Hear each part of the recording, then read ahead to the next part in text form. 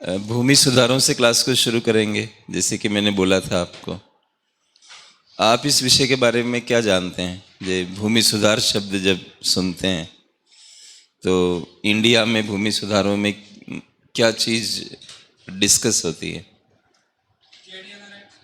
जी, नहीं समझ पा रहा। अच्छा, ऐसे, अच्छा, जमींदारी उन्मूलन एक, अच्छा, और बताइए जी।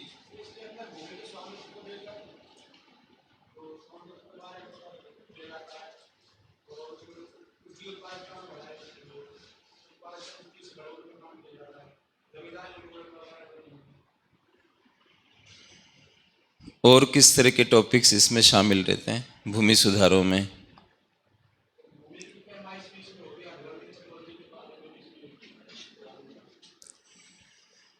तो मोटा मोटा आप लोग बता रहे हैं, कुछ चीज़ें मिस कर रहे हैं। जैसे भारत में भूमि सुधारों में जमींदारों का तो उन्मूलन है ही, ये तो बहुत मतलब लोकप्रिय टॉपिक रहा है इसका। लेकिन आज के भारत में भूमि सुधारों में ये शामिल नहीं है। जैसे यूपीएससी मेंस में आपको सवाल करते हैं कि समकालिक भारत में भूमि सुधार बताइए, किस तरह के भूमि सुधार होने चाहिए। तकनीकी नहीं, तकनीकी सुधार अलग हो जाते हैं। भूमि सुधार और तकनीकी सुधार में डिफरेंस होता है। भूमि सुधार समाजवादी विचार पर आधारित है, तकनीकी सुधार पूंजीवादी विचार पर आधारित।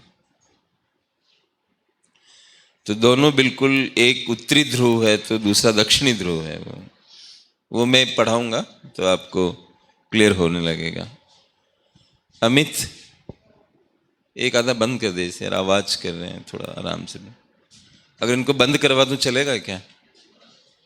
हाँ, थोड़ा शांति से पढ़ लेते हैं।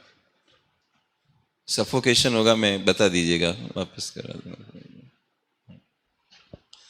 तो तकनीकी सुधार तो बिल्कुल अलग तरह के होते हैं। उनमें तो आप इस चीज़ पर ध्यान देते हो कि जो बीज होते हैं, उच्च उपज के बीज होते हैं, उन पे फोकस करते हो, उर्वरक पर फोकस करते हो, मशीनीकरण पर फोकस करते हो।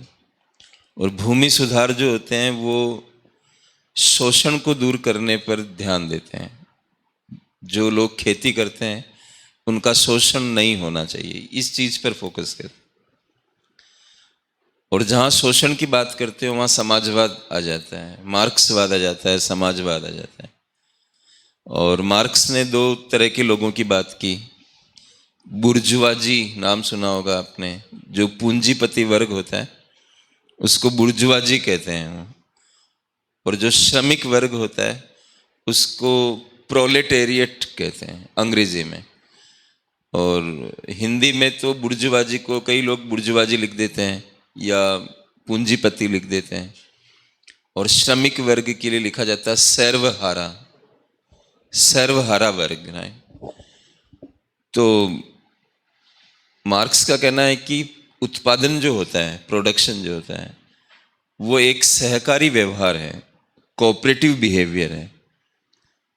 जैसे मैं इस इंस्टीट्यूट को चलाता हूँ, ठीक है, तो मैं आया और इसको उठा लिया, सब कुछ वॉल्यूम क्या होना चाहिए, इसकी सेटिंग कैसे होनी चाहिए, पंखे की स्पीड पे चलने चाहिए, और क्लास के मतलब वातावरण को ठंडा करके रखना है। मेरे आने से पहले ये लोग यहाँ पर आ जाते हैं जो मेरा स्टाफ है।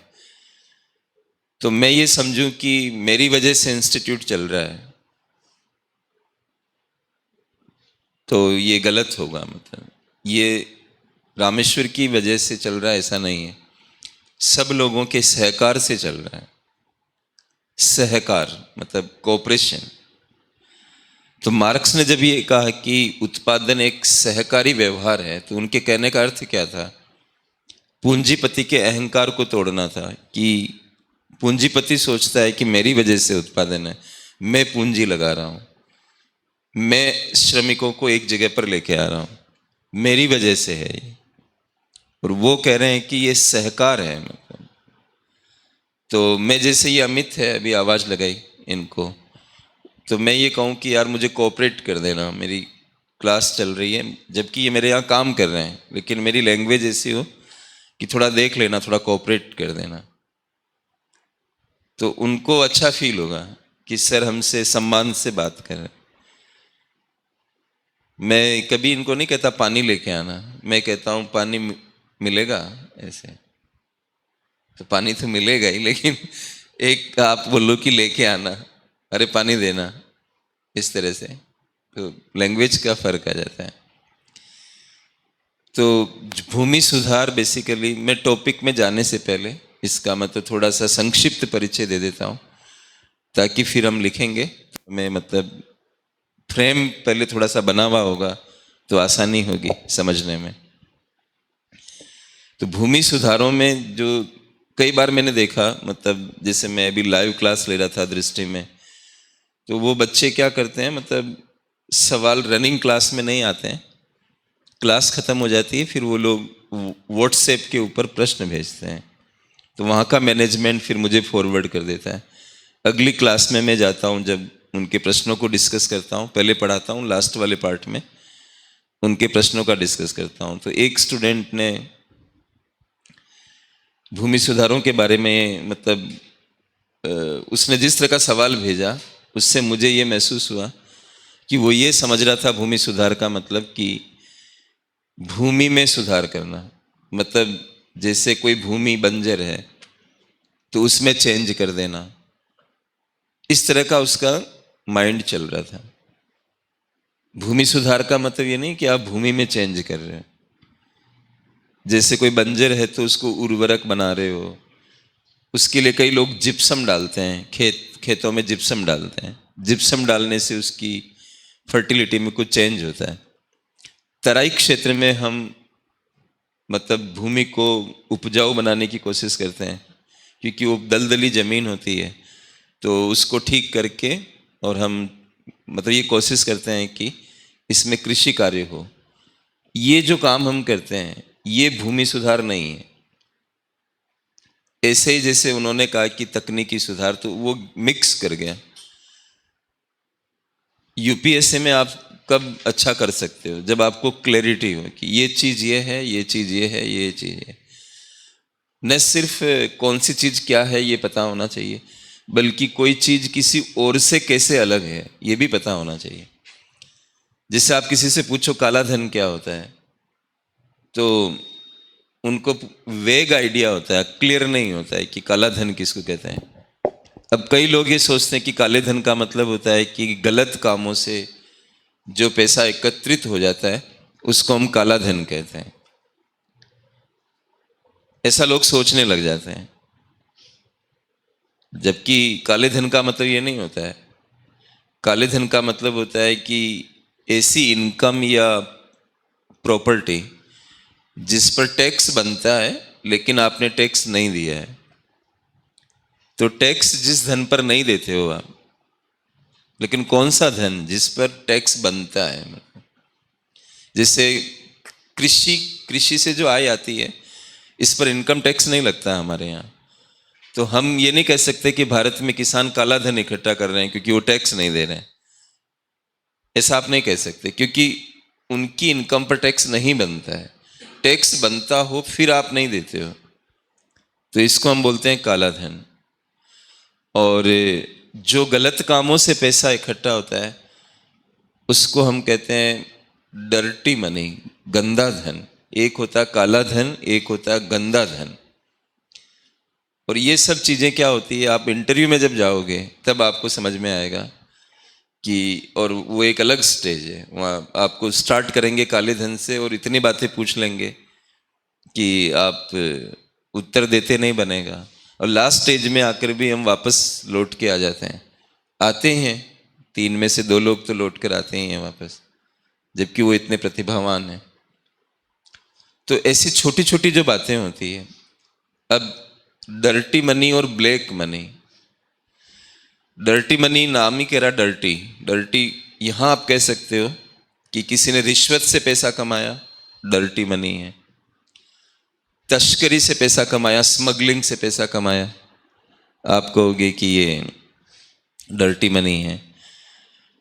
नशे की वस्तुओं में व्यापार किया, नारकोटिक्स में, और उससे पैसा कमाया आपने, ये डर्टी मनी है। किसी को मारने के लिए आपने सुपारी ली और उससे पैसा मिला, वो डर्टी मनी है। कुल मिलाकर आप कह सकते हो कि क्रिमिनल एक्टिविटीज है। देखो संक्षिप्त कैसे करते हैं, ये तो मैंने एग्जाम्पल दिए। यूपीएससी के पास इतना समय नहीं है आपके एग्जाम्पल पढ़ने के लिए, क्योंकि स्पेस कम होता है, और उससे ज्यादा कम क्या होता है, टाइम। अब ज्यादा एग्जाम्पल लिखोगे आप तो टाइम भी जा रहा है साथ में, इतने सारे सवाल होते हैं। नियत समय पर नहीं कर पाए, वो कॉपी छीन के ले गया। आप सोचते हैं कि मैंने बहुत अच्छी जगह तैयारी की और मेरी अच्छी पढ़ाई थी, लेकिन उसका महत्व क्या है। इसलिए तो कांट ने कहा कि इस दुनिया में समय और स्पेस की सत्ता है। समय और स्पेस की सत्ता है, मतलब टाइम और स्पेस। किसी भी चीज के अस्तित्व के लिए टाइम जरूरी होता है। आप मेरे सामने आए हो तो मैं आज ही आपको तैयार नहीं कर दूंगा, मुझे आप समय दोगे। मतलब मैंने कहा कि मैं 35 से 40 क्लास में आपको पढ़ाऊंगा, आप कहते हो सर मेरे पास इतना समय नहीं है, तो मैं कहूंगा कि मैं नहीं पढ़ा सकता आपको। फसलों के पकने के लिए समय चाहिए। एक माँ के गर्भ में बच्चा होता है, उसको 9 महीने चाहिए।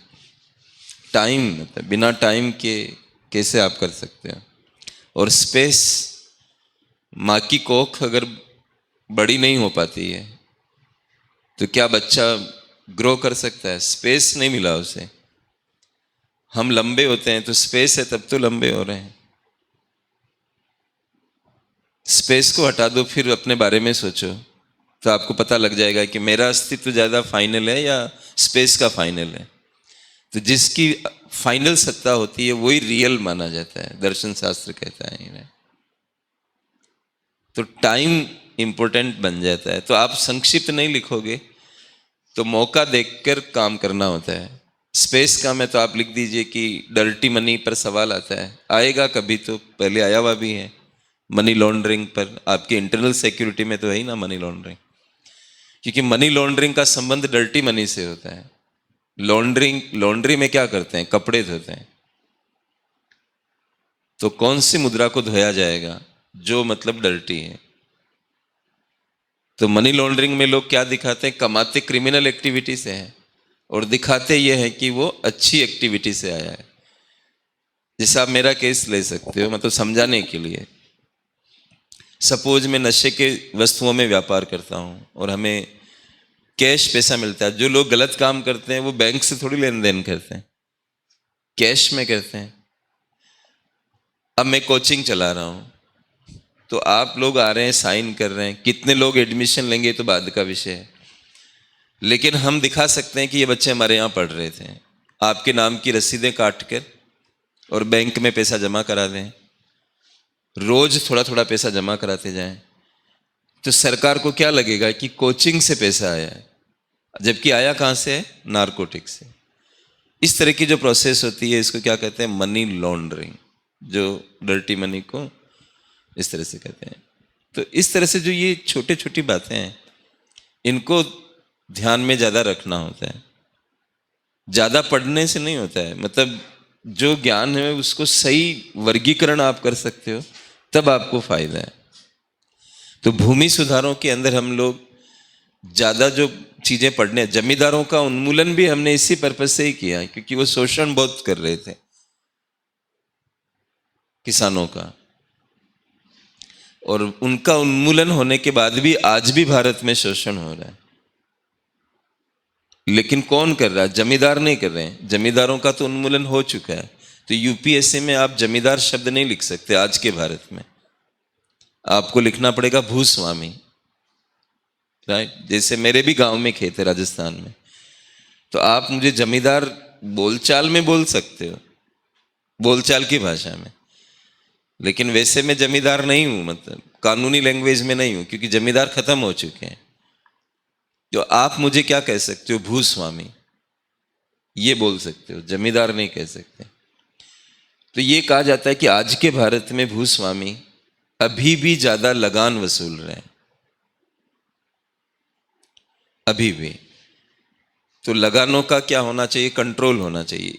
जब लगान कम होंगे तो काश्तकार लोग जो खेती करते हैं उनका मनोबल बढ़ेगा, उनको लगेगा कि उनका शोषण नहीं हो रहा, उनकी मेहनत का उनको फायदा मिल रहा है, तो वो ज्यादा मन लगाकर काम करेंगे। शोषण से उत्पादकता कम हो जाती है, ऐसा माना जाता है।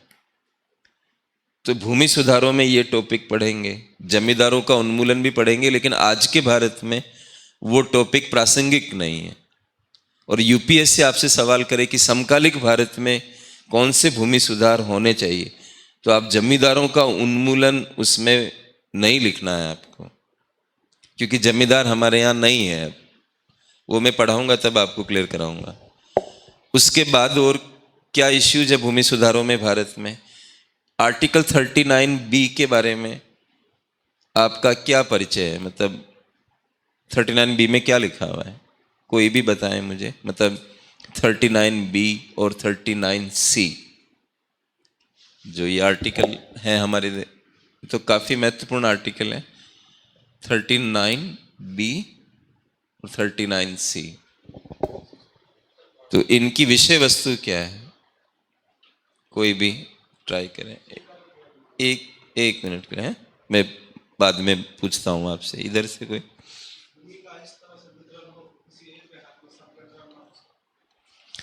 भूमिका,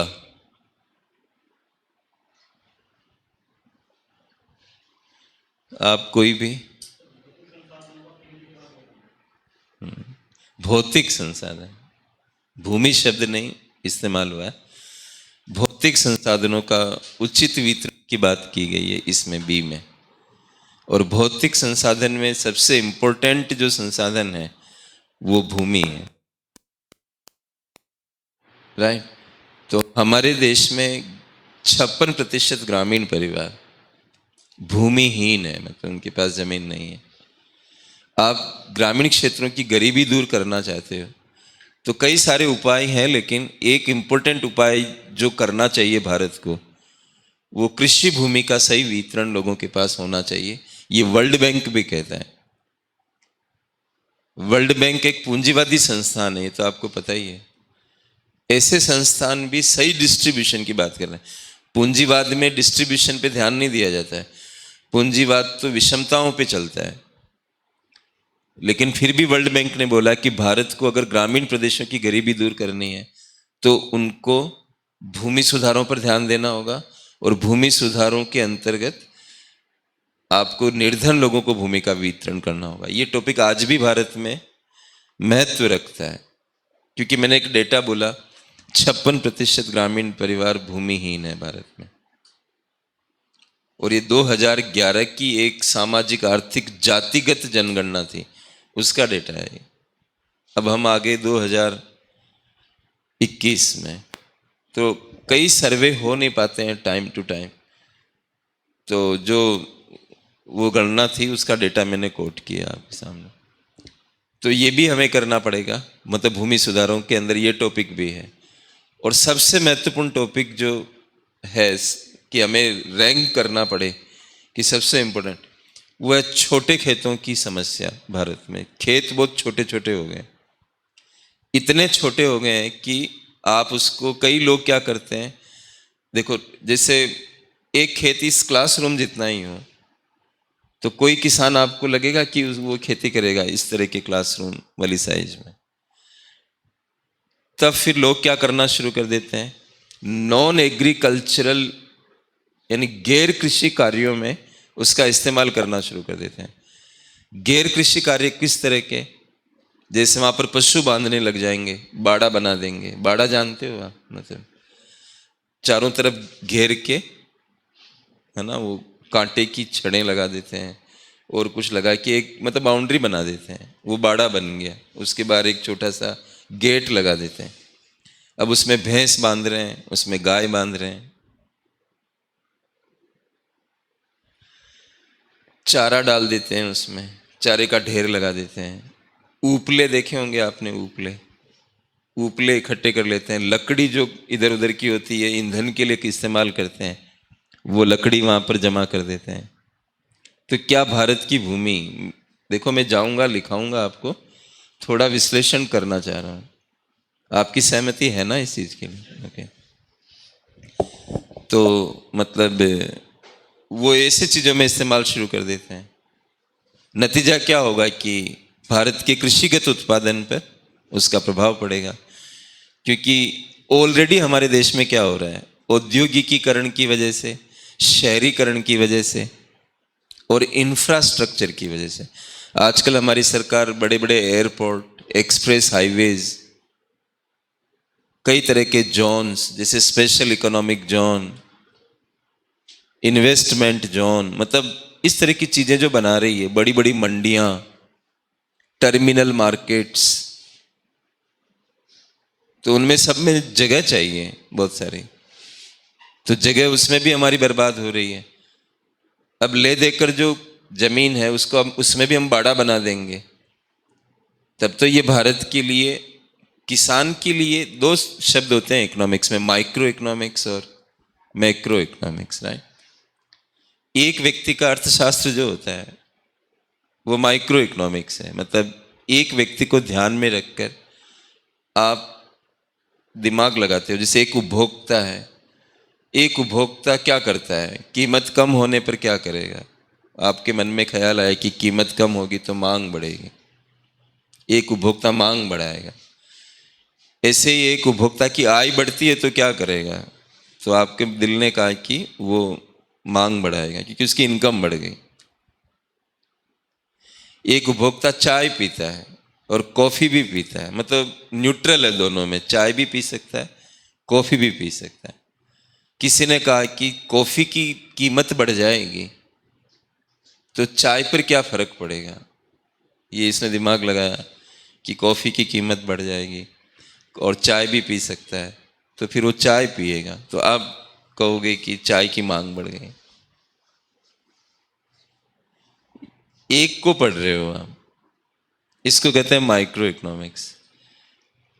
भगोनी में चावल पके कि नहीं पके, एक देखा जाए तो एक ही निकालना चाहिए मेरे हिसाब से, हालांकि हम एक चम्मच निकाल लेते हैं। एक कौन निकालेगा? एक चम्मच निकाल के यूं देखते हैं कि पके कि नहीं पके, यही है ना तरीका। वही है ये माइक्रो इकोनॉमिक्स। एक थोड़ा सा देखते हो, फिर समझते हो कि ज्यादातर ऐसा ही होता है, फिर क्या समझते हो? ज्यादातर ऐसा ही होता है। तो जब उसको ज्यादातर पे लागू करते हो तो वो क्या बन जाता है? Macro economics. लेकिन कई बार टकराट होती है, जो माइक्रो लेवल पे अच्छा होता है वो मैक्रो लेवल पे खराब हो जाता है, ऐसा भी होता है। जिससे बचत, एक आदमी बचत करता है, उसको बड़ा अच्छा लगता है कि बचत कर रहा हूं, मेरे जमा पूंजी में बना रहा हूं, राइट। ये माइक्रो है। अब आप ऐसे सोचो कि भारत का हर आदमी यही काम करने लग जाए, बचत अच्छी होती है, रोज माला फेर रहा है, बचत अच्छी होती है, बचत अच्छी, और बचत करना शुरू कर दिया, कंजूस बन गया उन्हें, न कपड़े खरीदता है। गांव में लोग क्या करते हैं कि एक पजामा और कुर्ता सिलवा लेते हैं, अच्छे अच्छे सेठ लोगों को आपने देखा होगा, उनका दो ड्रेस रहते हैं, पजामा कुर्ता, उसी को धो धो के पहनते रहते। अब उनके दिमाग में ये चल जाता है कि 5% का ब्याज, 100 रुपये पर 5 रुपये मिल रहे हैं, तो मैं पजामा क्यों सिलवाऊं? मतलब मैं किसी को 100 रुपये दे दूं, 5 रुपये आना शुरू हो जाएगा। मैं भी गांव से हूं, मैं गांव को समझता हूं, इसीलिए तो मैं बेहतर ढंग से पढ़ा पाता हूं ये कृषि, भूमि सुधार, ये सारे मैंने दोनों दुनिया देखी हुई है। मतलब गांव भी देखा हुआ बहुत छोटा सा, और दिल्ली में भी, इंडिया की कैपिटल है, यहाँ पर आगे 20 साल हो गए मेरे को। मैं एक बार अपने गांव गया तो मेरे अंकल बहुत पैसे वाले हैं, तो मेरा घर एक तरफ है, दूसरी तरफ मतलब थोड़ी डिस्टेंस के बाद उनका घर है, और मेरे घर के पास में उनकी दुकान है। तो मैंने उनको देखा, मैंने कहा, वो चप्पल नहीं पहने हुए थे, तो मैंने कहा अंकल ये कंकड़ वगैरह आपको चुभ जाएंगे, मतलब मेरे को लग रहा है कि आपको कुछ लग नहीं जाए, तो आप चप्पल क्यों नहीं पहनते हो? मैंने उनसे पूछा।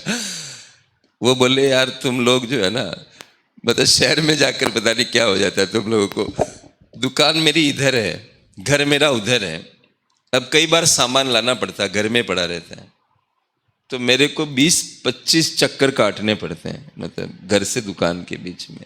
तो तुम ये बताओ कि कितनी चप्पल घिस जाएगी।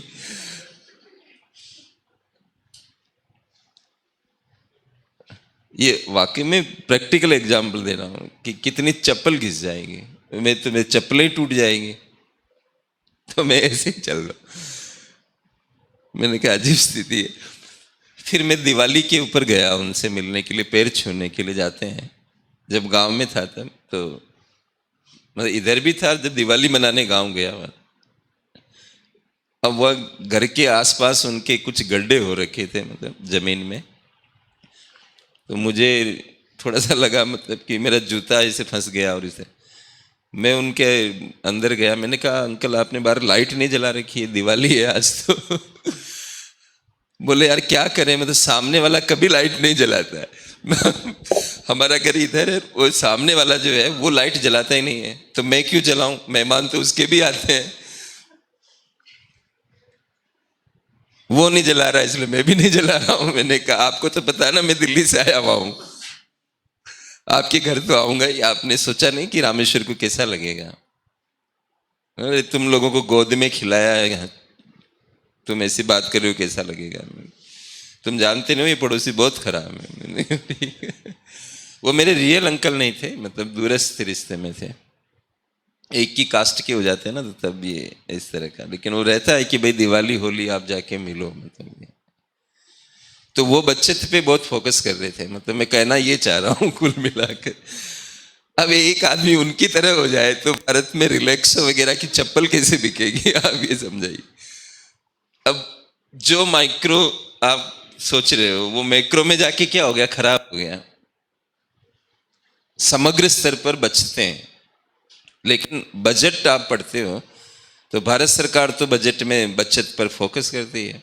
1.5 लाख रुपए की एफडी आप करा लेते हो 5 साल की, म्यूचुअल फंड के यूनिट खरीद लेते हो, तो सरकार आपको टैक्स में छूट देती है।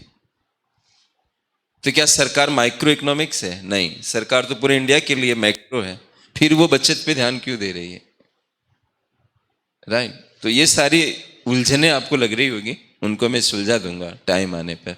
लेकिन आप अभी ये समझिए कि हर चीज जो माइक्रो लेवल पे अच्छी होती है वो मैक्रो लेवल पे अच्छी हो, ये कोई जरूरी नहीं होता है। लेकिन इस चीज का समाधान सरकार कैसे निकालती है? निवेश के द्वारा निकालती है। लोग बचत करते हैं, बैंक में पैसा जमा कराते हैं, उस पैसे को लेकर व्यापारी वर्ग क्या करता है? निवेश करता है। जैसे हम माइक ले आए, कैमरा ले आए, बोर्ड ले आए, चेयर्स ले आए, ये क्या कहलाता है? निवेश। निवेश किसको कहते हैं? ऐसा खर्चा जिससे आप उत्पादन क्षमता बढ़ाते हो। आप माइक को खरीदना निवेश कहलाएगा, एसी को खरीदना क्लासरूम के लिए, अगर मैं घर के लिए खरीदूंगा तो ये उपभोग कहलाएगा। लेकिन यहां ये एसी क्या काम आ रहा है? इस क्लास में उत्पादन क्षमता बढ़ाता है। जब बहुत गर्मी लगती है तो हमें चलाना पड़ता है, तब मैं भी ठीक से पढ़ा पाता हूं और स्टूडेंट भी ठीक से पढ़ पाते हैं। एक कार है, अब मैं जाऊंगा, बस एक एग्जांपल दे रहा हूं। एक कार है जिसको एक आदमी ओला उबर से जुड़ने के लिए कि मैं बिजनेस करूंगा, उसके लिए कार खरीदता है, तो वो क्या कहलाएगा? निवेश। और अपने घर वालों के लिए, अपने लिए, आने जाने के लिए कि भाई हम कभी भी बाहर जाएंगे, हमारी प्राइवेसी रहेगी, सेफ रहेंगे, हम लोग बाइक से गिर सकते हैं, ये सब सोच के वो लोग एक गाड़ी लेके आए, ये उपभोग कहलाएगा। तो कार के ऊपर नहीं लिखा हुआ है कि मैं उपभोग हूं, कार पर नहीं लिखा हुआ है कि मैं निवेश हूं। आपको समझना है, ये पर्पज से पता लगता है कि उपभोग। हाँ, कुछ चीजें दुनिया में ऐसी है जिनके लिए आप कह सकते हो कि ये निवेश के लिए ही बनी हुई है। जैसे ट्रैक्टर, आपने सुना कोई आदमी ट्रैक्टर इसलिए लेके आया कि पीछे ट्रॉली बांध दे और परिवार वालों को घुमाए? Do you think so?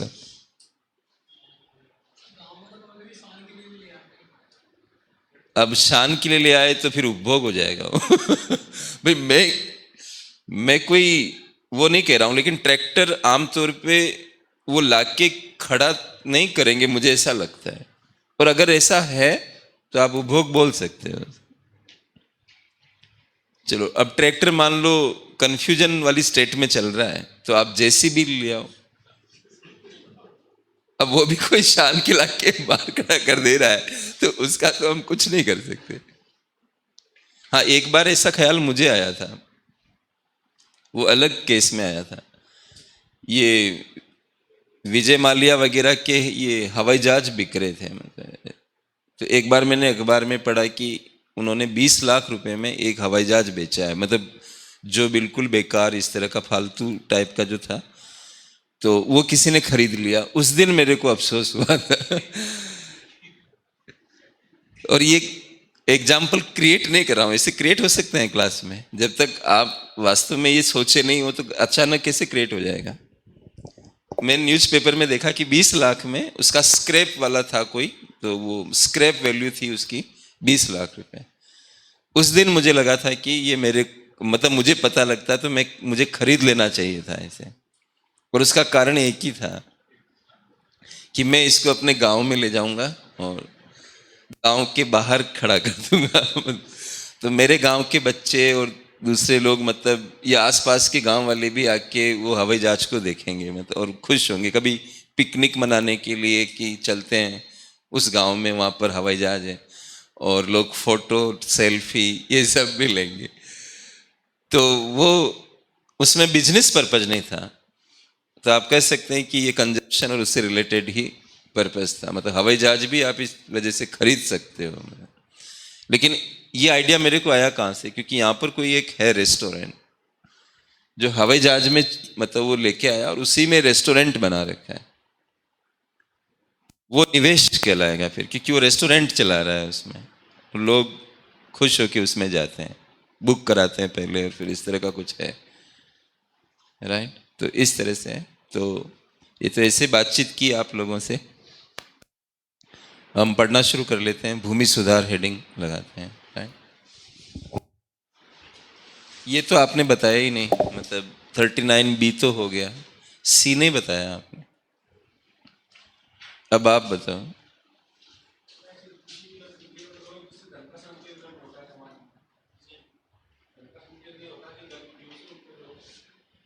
सी में क्या है कि जो हमारी आर्थिक व्यवस्था है, इकोनॉमिक सिस्टम है ना, उसकी कार्य प्रणाली ऐसी नहीं होनी चाहिए कि कुछ लोगों के हाथों में संपत्ति का केंद्रीकरण हो जाए। इकोनॉमिक सिस्टम की कार्य प्रणाली, इकोनॉमिक सिस्टम की कार्य प्रणाली कैसे होती है, आप इकोनॉमी को किस पैटर्न पे चला रहे हो।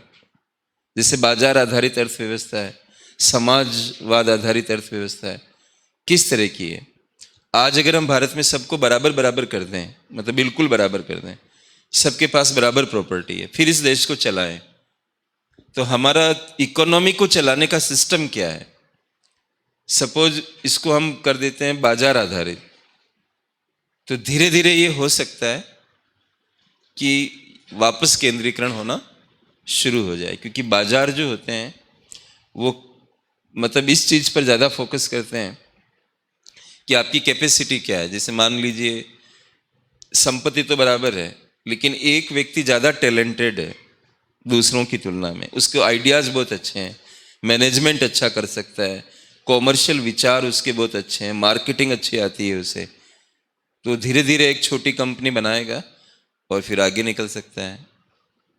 फिर थोड़ी सी कंपनी बड़ी हुई तो दूसरों को वो खरीद सकता है, छोटी छोटी कंपनियों को मर्ज कर सकता है।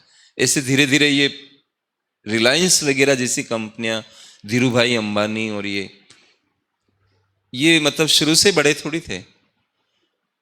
दूसरा एक शब्द सुना होगा आपने, क्रोनी कैपिटलिज्म। क्रोनी कैपिटलिज्म में क्या होता है कि साठगांठ हो जाती है नौकरशाहों के साथ, नेताओं के साथ। फिर उसमें वो क्या करते हैं कि जैसे पेट्रोल पंप देना है किसी को, उसका लाइसेंस देना, तो अपने मिलने वालों को पेट्रोल पंप का लाइसेंस देना शुरू कर देंगे। सरकारी क्षेत्र भी रहता है, कोई प्रोजेक्ट आने हैं, सड़क बनानी है, अपने लोगों को कॉन्ट्रैक्ट दे देंगे। इस तरह से क्या होगा, धीरे धीरे हो सकता है कि फिर से विषमता हो जाए। तो मैं ये इसलिए समझा रहा हूं कि इकोनॉमिक सिस्टम का मतलब क्या है, फंक्शनिंग का मतलब क्या है, इसलिए बताया आपको। तो इसमें है कि भौतिक संसाधनों का समान वितरण, और इसके अंदर क्या है कि आपकी अर्थव्यवस्था की कार्य प्रणाली ऐसी होनी चाहिए कि आर्थिक सत्ता का केंद्रीकरण कुछ लोगों के हाथों में नहीं हो। और आपको मैं समावेशी विकास का चैप्टर पढ़ाऊंगा मेंस में, ऐसे आंकड़े दूंगा कि आपको भी ये फील होगा कि इंडिया में इस समय कितनी विषमता बढ़ गई है। जो टॉप 1% पॉपुलेशन है भारत की, जिसमें मुकेश अंबानी जी को शामिल करते हुए उनसे कम अमीर, ऐसे करते करते जहां 1% पॉपुलेशन आपके देश की खत्म हो जाए, ऊपर से शुरू करते हैं, उनके पास भारत की कुल संपत्ति का 51.5% है 1% के पास, मतलब आधे से ज्यादा प्रॉपर्टी है उनके पास। तो कहां हम आर्टिकल 39C की भावनाओं को ध्यान में रख रहे हैं, राइट। तो ये था, आप हेडिंग लगा लो चैप्टर की, भूमि सुधार।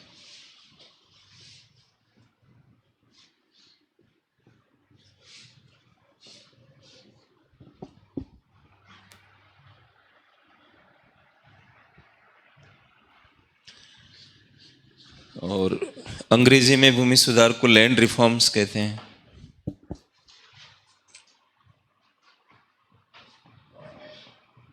लैंड रिफॉर्म्स,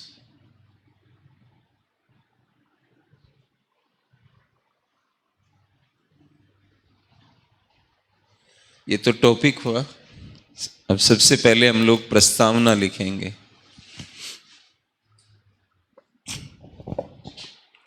प्रस्तावना,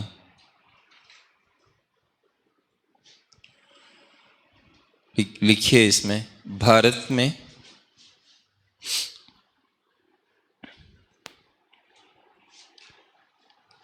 कृषि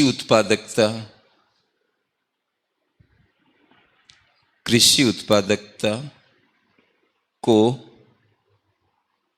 बढ़ावा देने, कोमा लगाइए, गरीबी निवारण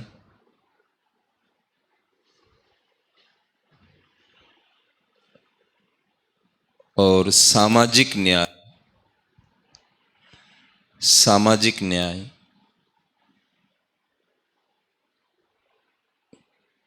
को सुनिश्चित करने के लिए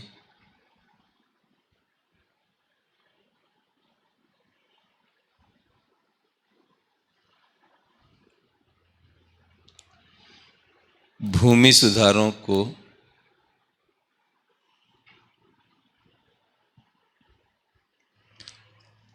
आवश्यक माना गया है।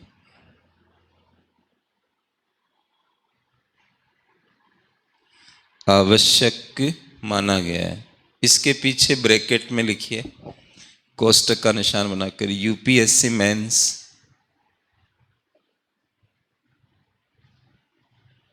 2013। जो पहला मेंस हुआ था उसमें भूमि सुधार पर एक सवाल आया था, 2 भागों में बटा हुआ था, जिसके पहले भाग में उन्होंने पूछा था कि भूमि सुधार, कृषि उत्पादकता और गरीबी निवारण, इनके मध्य अंतर संबंध बताइए। आपस में ये कैसे जुड़े हुए हैं, भूमि सुधार, कृषि उत्पादकता और गरीबी निवारण। कई बार मैंने ये देखा कि कुछ बच्चों को जैसे उत्पादकता का अर्थ नहीं मालूम चल पाता, उत्पादकता किसे कहते हैं, उत्पादन किसे कहते हैं, इसमें भी कंफ्यूज हो जाते हैं। जैसे उत्पादन की बात करते हो, एक तो ये शब्द है, जब हम कृषि उत्पादकता लिखा रहा हूं तो मुझे लग रहा है कि इसको क्लियर करना चाहिए। और एक वर्ड हुआ उत्पादकता, अंग्रेजी में इसको कहेंगे प्रोडक्शन, और ये है प्रोडक्टिविटी, राइट। अगर हम कृषि की बात करें, जैसे किसी आदमी के पास 10 हेक्टेयर जमीन है, कृषि वाली जमीन है 10 हेक्टेयर, राइट, 10 बीघा मान लीजिए चलो, और वो 100 क्विंटल अनाज पैदा कर रहा है। एक फसल को ले लिया कि 100 क्विंटल अनाज पैदा कर रहा है, तो आप कहेंगे कितना उत्पादन हुआ, तो आप कहेंगे 100 क्विंटल हुआ। उत्पादन बोलिए कुल लगा दीजिए, कुल उत्पादन, उत्पादन एक ही बात है। टोटल को जब आप बोलते हो तो उत्पादन शब्द आएगा, राइट। और उत्पादकता में क्या देखा जाता है? प्रति हेक्टेयर, प्रति बीघा, मतलब किसी भी चीज की उत्पादकता निकालनी हो तो आपको एक पर निकालनी होगी। एक हेक्टेयर कितना पैदा करता है, मतलब इस तरह से। तो 10 हेक्टेयर से 100 क्विंटल होता है, तो हम कहेंगे कि इस खेत की उत्पादकता, अगर गेहूं की बात कर रहे हो, ऐसे फसल वाइज भी होता है, गेहूं की उत्पादकता, चावल की उत्पादकता, ऐसे भी बोलते हैं। एक रिसर्च कहता है कि जापान की चावल की उत्पादकता अमेरिका की चावल की उत्पादकता से ज्यादा है। क्या मतलब हुआ इसका? भले ही उत्पादन जो है अमेरिका में ज्यादा हो रहा हो, क्योंकि जापान तो छोटा सा है, तो उत्पादन ज्यादा होने से हम ये नहीं कह सकते कि उत्पादकता भी ज्यादा होगी। ये भी ध्यान रखना चाहिए, राइट। लेकिन पहले ये तो क्लियर हो गया आपको प्रत्येक का। अब जैसे भारत इस समय मिल्क प्रोडक्शन में दुनिया में नंबर 1 है, ये तो मालूम होगा आपको, नंबर 1 स्थान है हमारा। लेकिन क्या हमारे भारत के पशु उत्पादक माने गए हैं? नहीं। डेनमार्क वगैरह के पशुओं की तुलना में हमारे पशु इतने उत्पादक नहीं है। हमारी गायें, भैंस वगैरह ये सब उतने उत्पादक नहीं है। लेकिन फिर भी उत्पादन ज्यादा क्यों है? क्योंकि हमारे यहाँ पशु ज्यादा हैं, इस वजह से। अब ज्यादा पशु मिलके ज्यादा उत्पादन कर रहे हैं। अब एक परिवार में 20 लोग हैं, सब कमा रहे हैं, और एक परिवार में एक आदमी है। अब वो 1 लाख रुपए कमा रहा है और वो सब लोग 20-20 हजार रुपए कमा रहे हैं, तो भी ज्यादा हो जाएगा उनके यहाँ। वो 4 लाख रुपए कमाएंगे, 20 आदमी 4 लाख कमाएंगे, और एक आदमी 1 लाख कमा रहा है। तो क्या हम ये कह देंगे कि सामने वाला जो परिवार है वो ज्यादा उत्पादक है? नहीं, गलत है ये। पहले वाला जिसमें एक आदमी है वो ज्यादा उत्पादक है, राइट। तो हमने कृषि उत्पादकता, तो भारत में कृषि उत्पादकता को बढ़ावा देने, गरीबी निवारण और सामाजिक न्याय के लिए भूमि सुधारों को आवश्यक माना गया है। और ब्रैकेट में आपने लिखा यूपीएससी मेंस 2013, और यूपीएससी में ये सवाल एक पार्ट के रूप में पूछा गया था।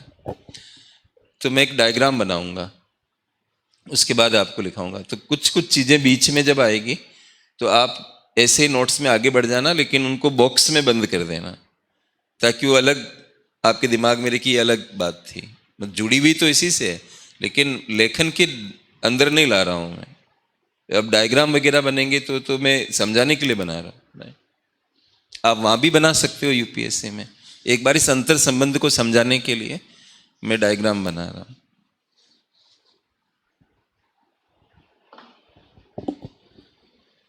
तो ये जो रिलेशन है इनके बीच में, वो त्रिकोण टाइप का है।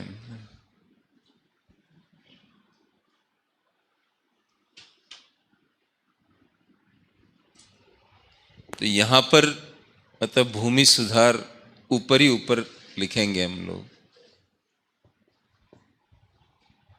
और मैं थोड़ा परिचय आपको दिया ही था भूमि सुधारों के बारे में, कि शोषण को दूर करते हैं, छोटे खेत की प्रॉब्लम भी दूर करते हैं।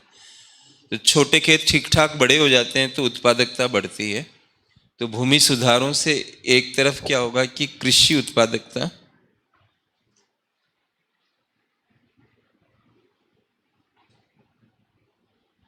और यहां बढ़ते हुए एरो का निशान लगा सकते हैं कि भूमि सुधार क्या कर रहे हैं, कृषि उत्पादकता को बढ़ा रहे हैं।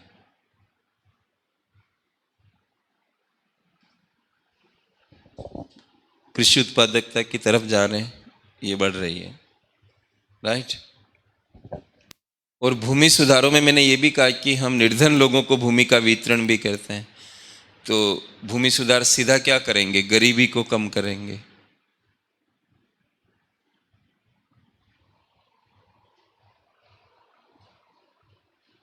राइट। और ये ऐसे हम एरो बना सकते हैं।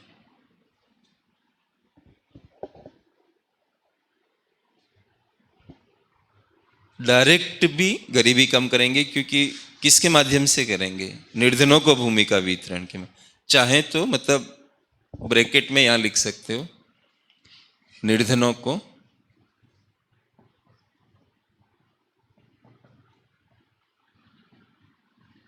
भूमि का वितरण।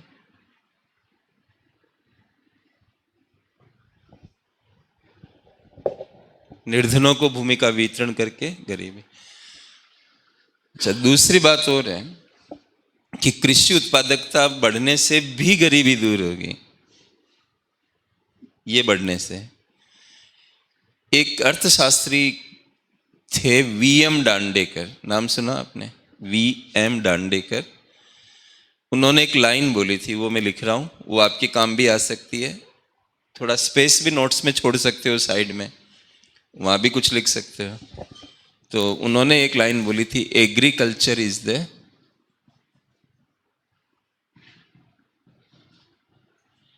Parking place of poors.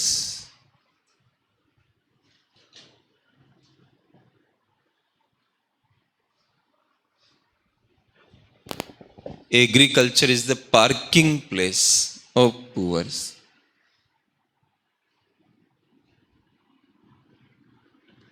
VM Dandekar. थोड़ा इधर लिखना होगा, आप लिख लो, मैं, क्योंकि ये ऑनलाइन भी जाती है ना क्लास, तो इसके इधर जाने पे वो कैमरे में नहीं आ रहा। आप लिखो फिर मैं करता हूँ। आपने तो लिख लिया ना, नाम इनका पूरा लिख लो, वीएम डांडेकर।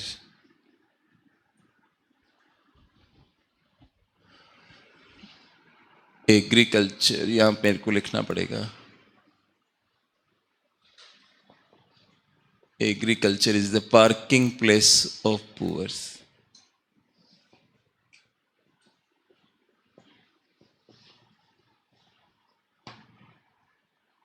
और ये बात कही है वीएम डांडेकर ने।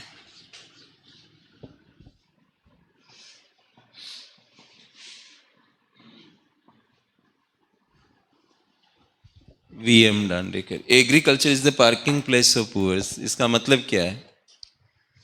मतलब आपको गरीब एग्रीकल्चर में दिखेंगे, पार्किंग में। जैसे कार पार्किंग है तो कोई कहे मेरी कार कहाँ चली गई, तो किसी ने कहा पार्किंग में देख लो। भारत में किसी ने पूछा गरीब कहाँ दिखेंगे, खेती में देख लो।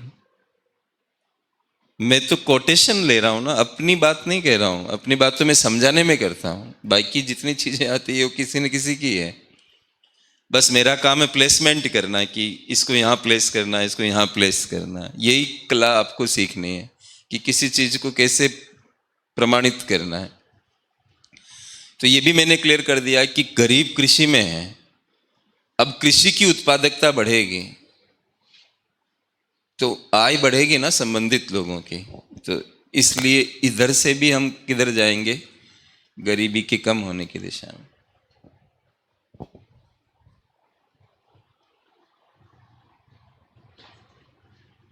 राइट। तो ये अंतर संबंध इस तरह से बना है।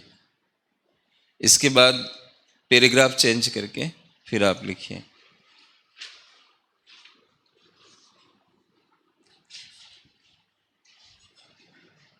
लिखिए, वर्तमान समय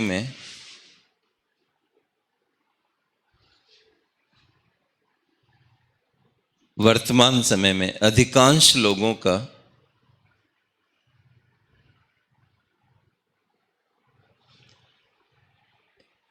यह मानना है कि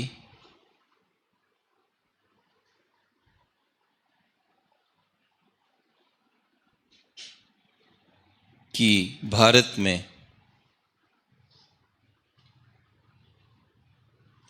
कृषि उत्पादकता को बढ़ाने के लिए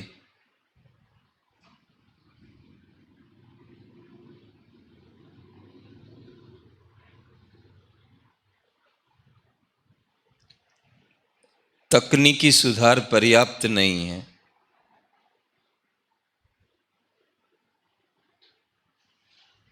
तकनीकी सुधार पर्याप्त नहीं है,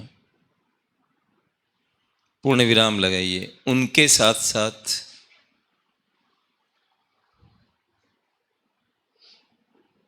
भूमि सुधारों पर ध्यान देना जरूरी है।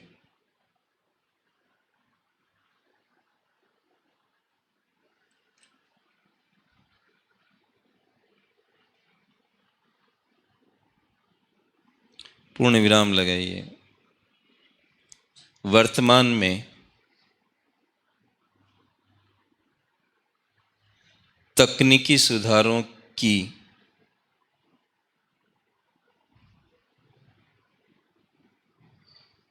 सामाजिक, आर्थिक और पर्यावरणीय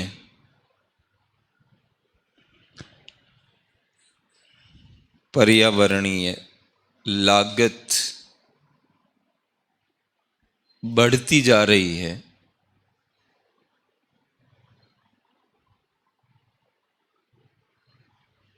जबकि कृषिगत उत्पादन को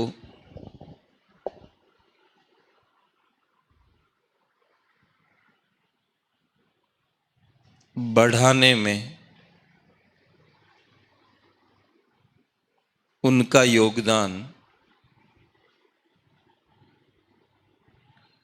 योगदान कम होता जा रहा है।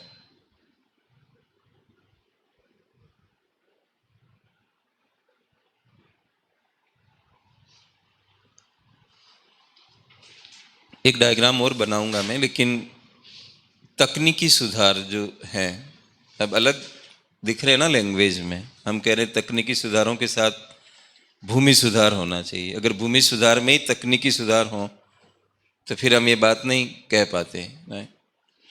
और फिर हम उनका कुछ सीमा तक मतलब खंडन भी कर रहे हैं हल्का। अब मैं डायग्राम बना के आपको बताऊंगा, लेकिन फिलहाल जैसे तकनीकी सुधारों में बीज पे काम करते हैं, उच्च उपज के बीज, फिर उसमें फर्टिलाइजर मिक्स करते हैं, पानी मिलाते हैं, मशीनीकरण, ये सब आगे तकनीकी सुधार के अंदर। ये जो तकनीकी सुधार भारत में चल रहे हैं या लागू हो रहे हैं किसानों के द्वारा, सरकार के द्वारा, इससे अब उत्पादन उतना नहीं बढ़ रहा है। मैं एक डायग्राम 2-3 बना के समझाऊंगा आपको। और हो क्या रहा है कि सामाजिक, आर्थिक, पर्यावरणीय लागत बढ़ रही है। सामाजिक लागत का मतलब यहाँ पर क्या हो रहा है, विषमताओं को बढ़ावा मिल रहा है। ये कहा जाता है कि भारत में बड़े किसान सब्सिडी का फायदा ज़्यादा उठाते हैं। तकनीकी सुधारों का जो हृदय है भारत में कि तकनीकी सुधार किस चीज़ से लागू होंगे, सब्सिडी से। तकनीकी तो महंगी होती है।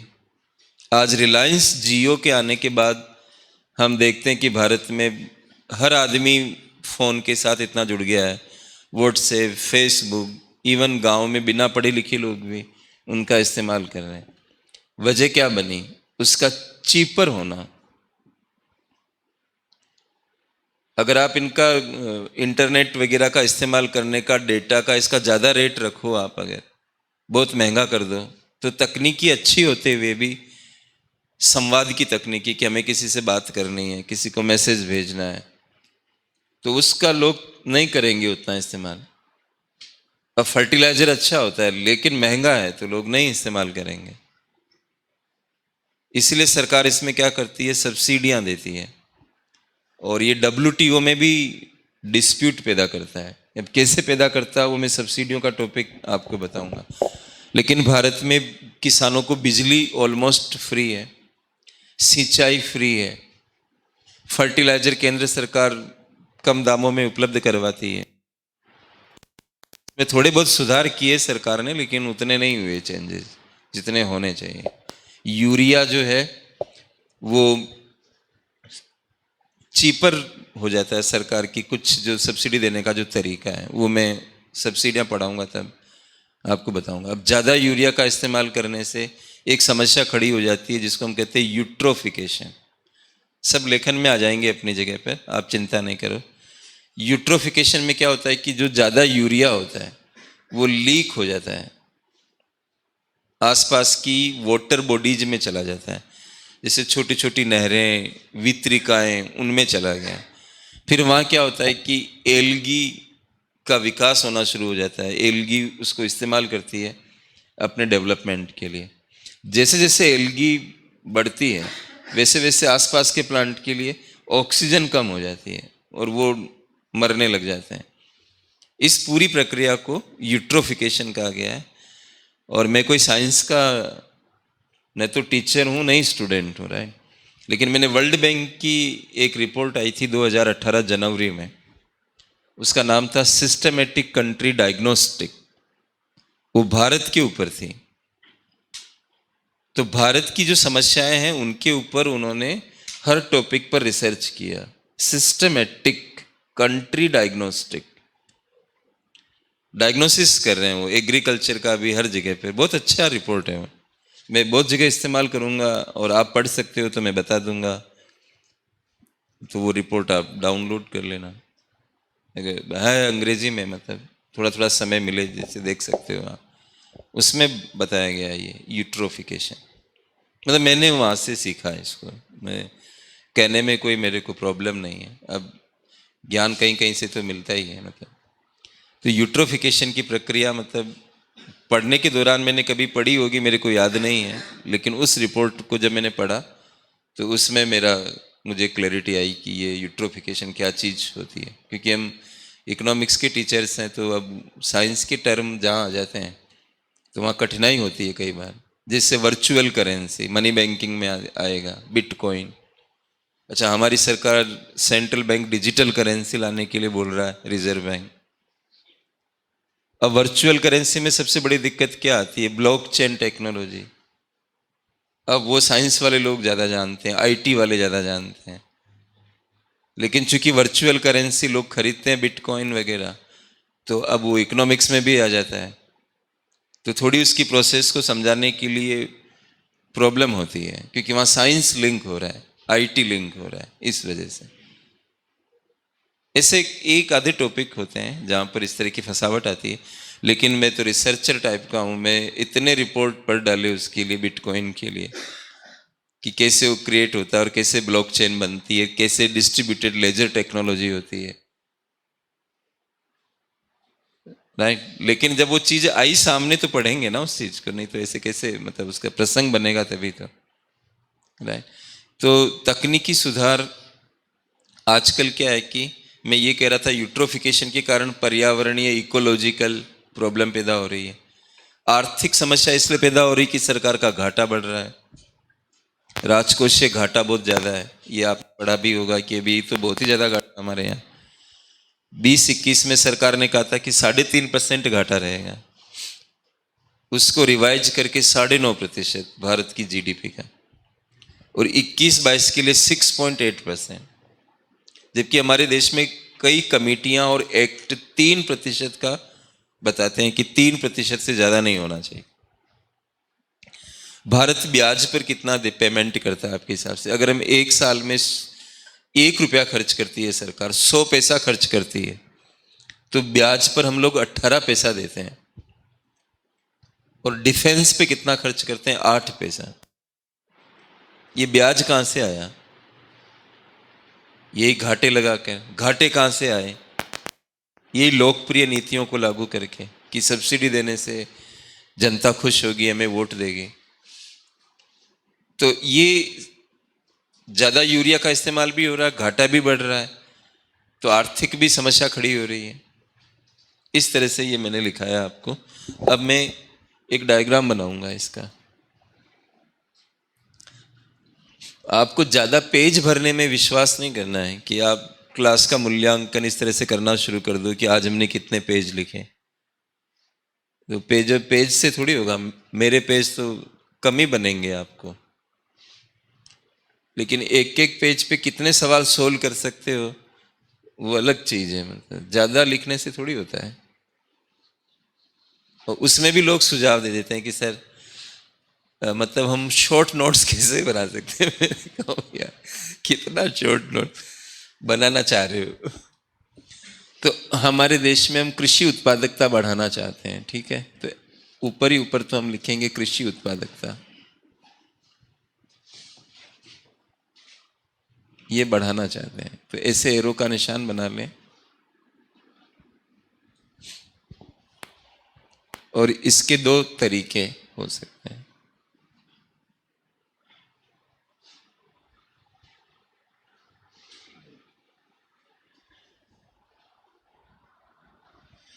एक तरीका है तकनीकी सुधार,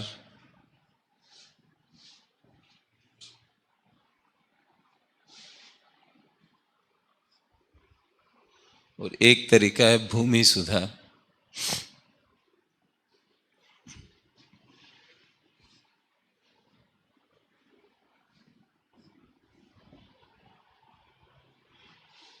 तकनीकी सुधार में हम किस चीज पर जोर देते हैं? उच्च उपज के बीज,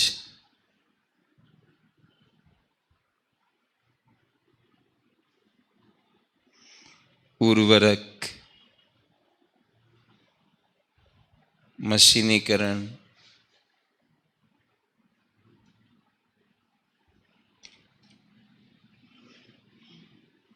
आदि।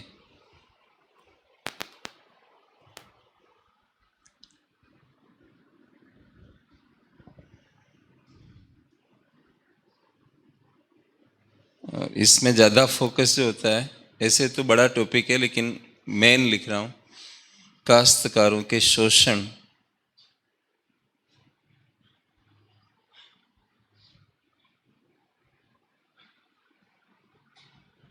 काश्तकारों के शोषण को दूर करना।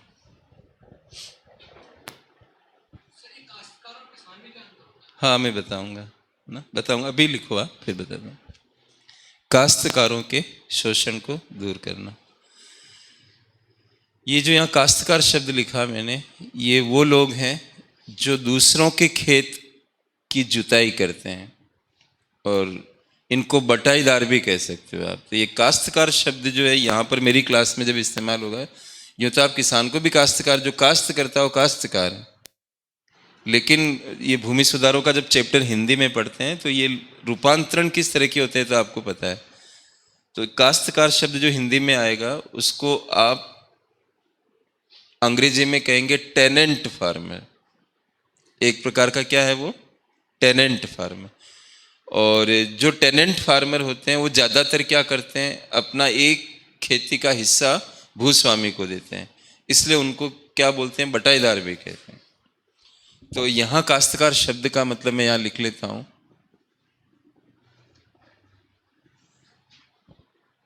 टेनेंट फार्मर, दूसरों के खेत को जोतने वाला। वो एज ए टेनेंट है, मतलब स्वामी नहीं है।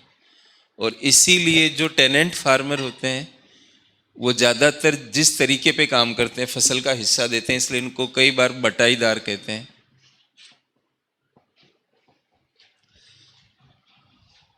बटाईदार। और बटाईदार की अंग्रेजी फिर अलग बनेगी, कि शेयर क्रॉपर कहते हैं, लेकिन है वो टेनेंट फार्मर ही। लेकिन ये जो नाम पड़ रहा है उसके हिसाब से अंग्रेजी बनेगी इसकी शेयर क्रॉपर। तो शेयर क्रॉपर क्यों बन रहा है? वो टेनेंट है इसलिए तो बन रहा है। तो ये आपस में, अब मैं जगह जगह बटाईदार नहीं लिखाऊंगा, काश्तकार, लेकिन आपके दिमाग में ये चलाना है कि मैं किसकी बात कर रहा हूँ, बटाईदारों की बात कर रहा हूँ, टेनेंट फार्मर्स की बात कर रहा हूँ। ये सब एक समानार्थक रूप से। पश्चिमी बंगाल में चले जाओगे तो इनको बर्गरदार कहते हैं, राइट। वो यही लोग हैं लेकिन एरिया के हिसाब से उनका नाम। और इसीलिए उन्होंने एक ऑपरेशन अभियान चलाया था पश्चिमी बंगाल, उसका नाम रखा था ऑपरेशन बरगा, क्योंकि वहाँ जो बटाईदार और काश्तकार टाइप के जो लोग थे उनको स्वामी बनाया था उन्होंने अभियान चला के, तो उसका नाम रख दिया ऑपरेशन बरगा। लेकिन वो थे इसी पैटर्न पे काम करने वाले लोग, राइट। तो उच्च उपज के बीज, उर्वरक, मशीनीकरण, ये तो तकनीकी सुधार, और यहाँ शोषण को दूर करना, ये भूमि सुधार, ऐसे समझे आप, राइट। अब विचारधारा के हिसाब से अगर आप देखते हो तो ये समाजवादी विचारधारा, तो आप इसके नीचे लिख सकते हो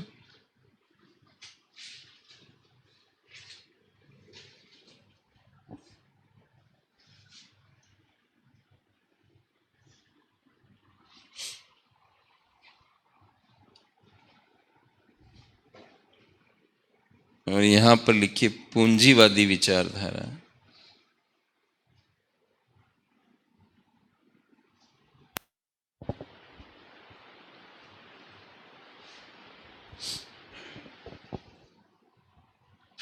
ठीक है। अब ये जो सुधार है भारत में, इनकी स्थिति क्या हो गई है कि ये उत्पादन को इतना नहीं बढ़ा पा रहे हैं, क्योंकि ओवर यूज हो रहा है, उर्वरक का ओवर यूज हो रहा है। जहाँ ओवर यूज होने लग जाता है, इकोनॉमिक्स में एक डायग्राम बनता है, ये तो मैं मिटा देता हूँ। एक काम और करो आप, इनको नीचे से ऐसे मिलाओ आप, ऐसे यूं थोड़ा बड़ा बना देना, मेरे यहाँ जगह नहीं है इसलिए। और जब आपको स्टैंड लेना पड़े, यूपीएससी पूछे आपको कि क्या करना चाहिए, तो आप इनको मना मत कर देना। हाँ, मैंने ऐसी लैंग्वेज नहीं लिखा है कि ये खराब है, मतलब मैं ये कह रहा हूँ कि इनकी भूमिका कम हो रही है, मतलब उत्पादन को बढ़ाने में। वो भूमिका कैसे कम हो रही है उसको भी बताऊंगा आपको। तो आपको स्टैंड लेना पड़े तो आप ये कहिए कि दोनों जरूरी हैं, लेकिन फोकस किस पे होना चाहिए? भूमि सुधारों के ऊपर। तो यहाँ पर एक लाइन लिखी है अपने नोट्स में, भारत में दोनों प्रासंगिक हैं,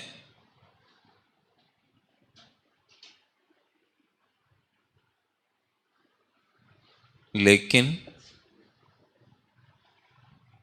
भूमि सुधारों पर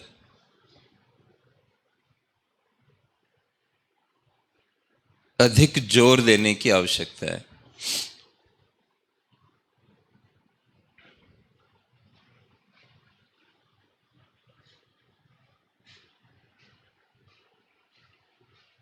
पूर्ण विराम लगा कि एक और लिखिए, इसके साथ ही लिखिए, भूमि सुधार होने पर, हाँ इसी में आगे बढ़ जाइए, भूमि सुधार होने पर तकनीकी सुधार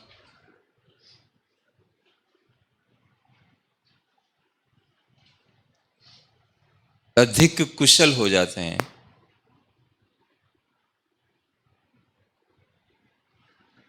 अधिक कुशल हो जाते हैं।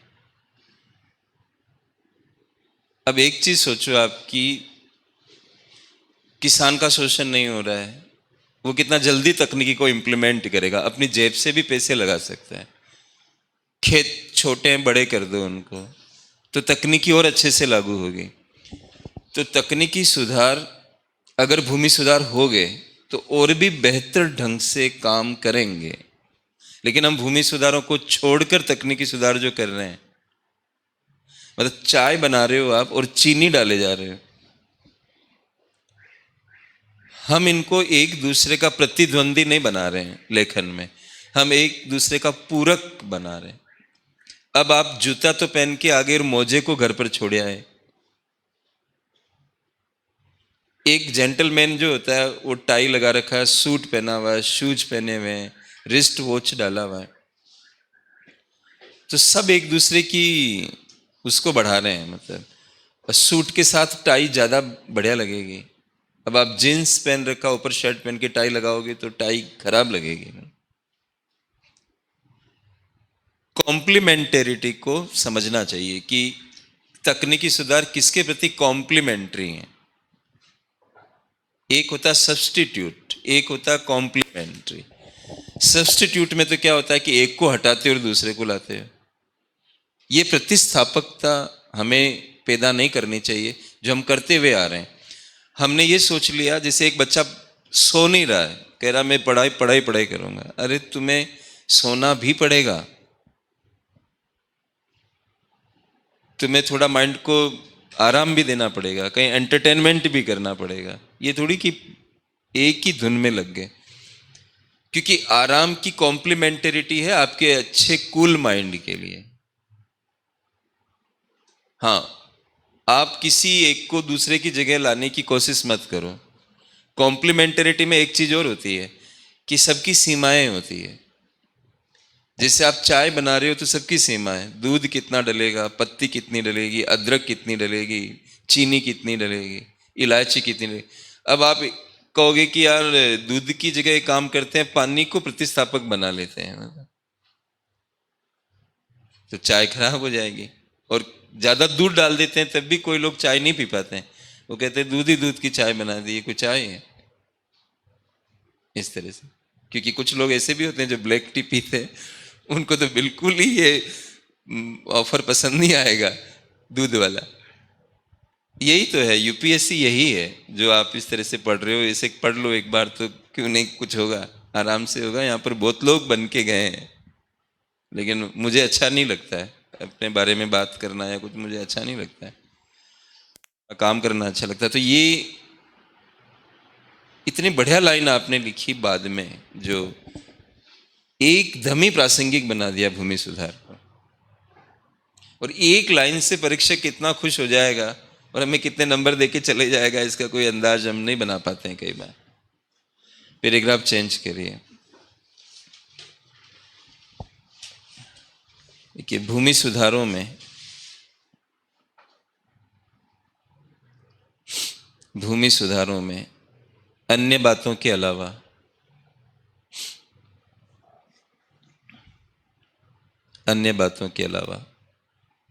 इस बात पर मुख्य रूप से जोर दिया जाता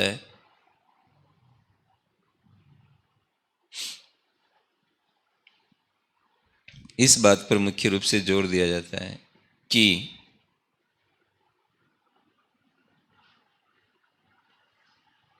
काश्तकारों का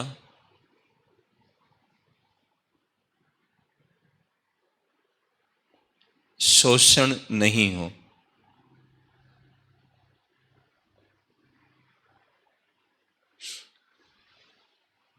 पूर्ण विराम लगे, आगे लिखिए, भूमि सुधारों को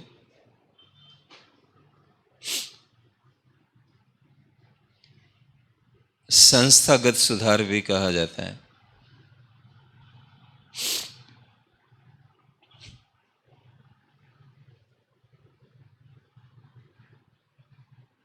इसको अंडरलाइन कर लो आप, संस्थागत सुधार भी कहा जाता है।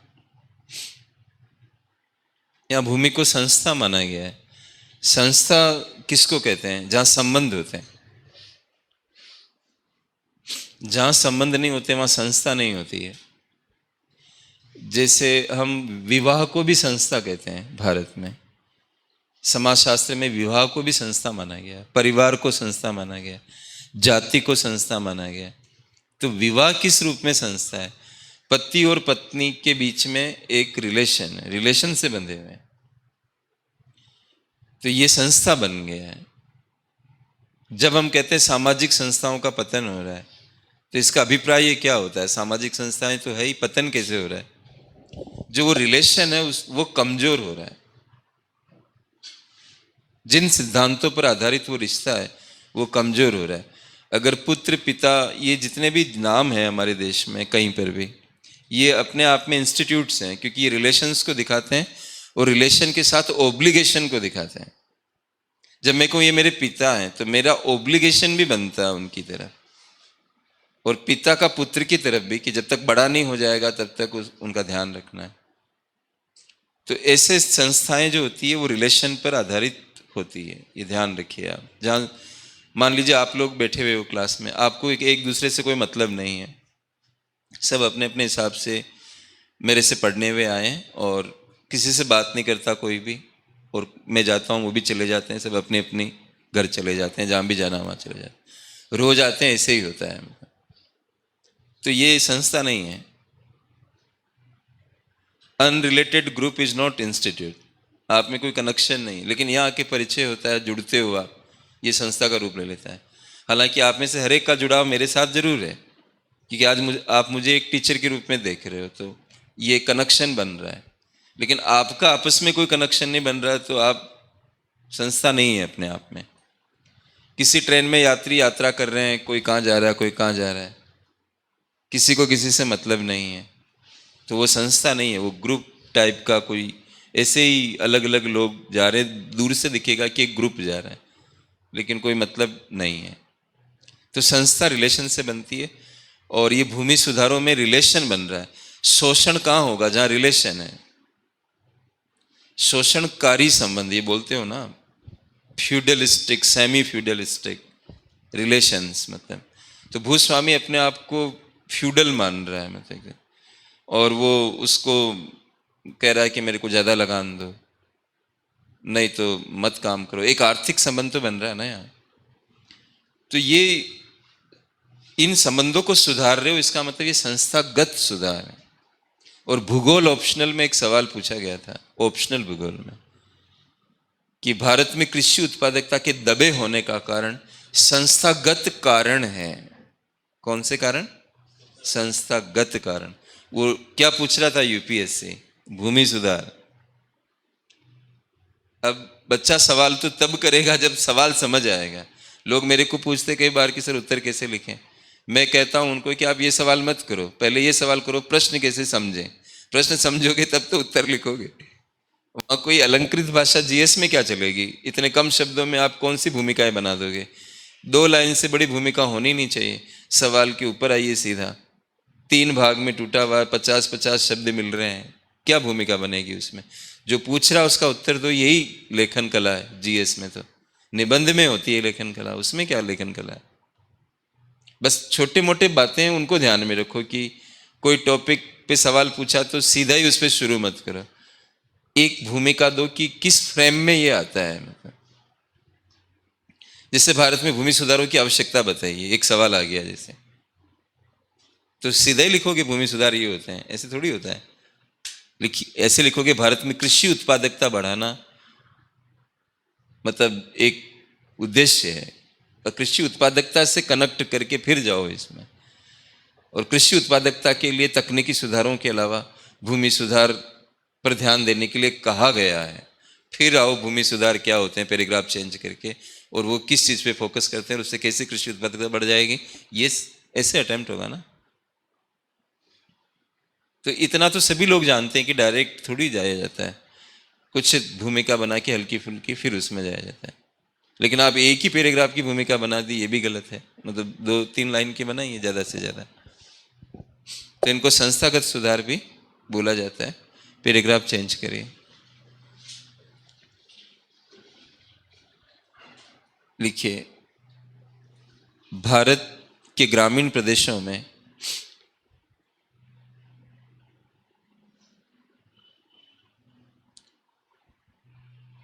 गरीबी निवारण करने के लिए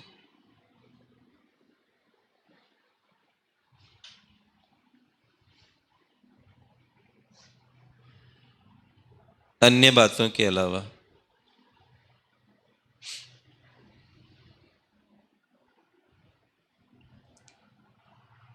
ये जरूरी है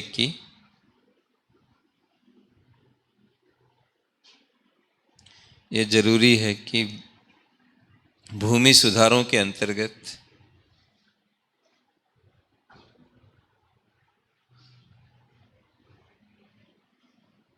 निर्धन लोगों को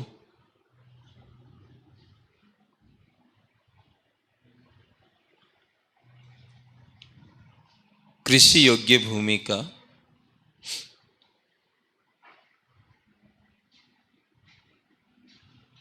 वितरण किया जाए।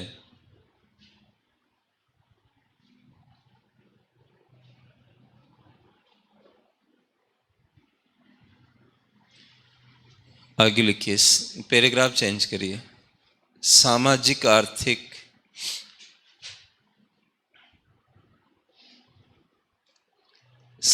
आर्थिक जातिगत जनगणना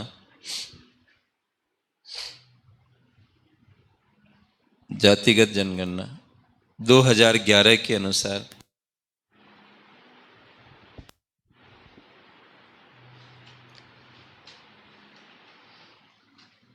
भारत के लगभग 56%,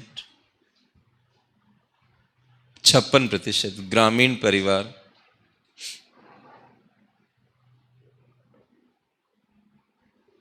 भूमिहीन है।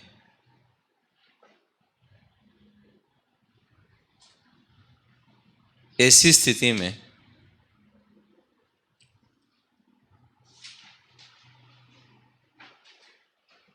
भूमि सुधारों की आवश्यकता को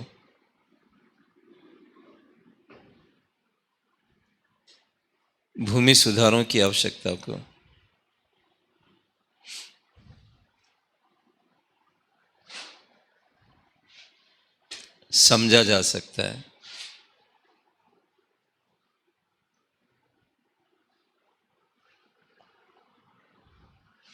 विश्व बैंक द्वारा भी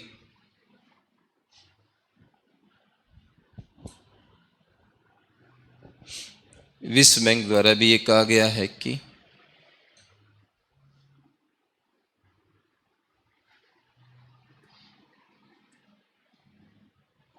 कि भारत को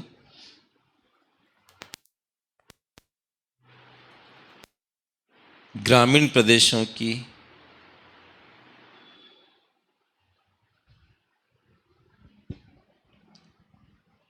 गरीबी दूर करने के लिए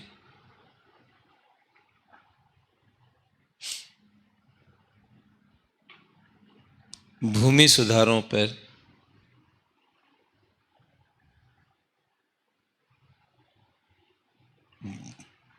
ध्यान देना चाहिए।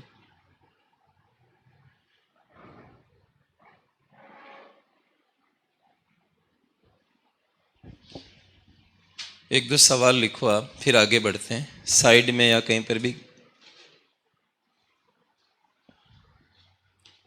लिखिए, इस कथन का विश्लेषण करें कि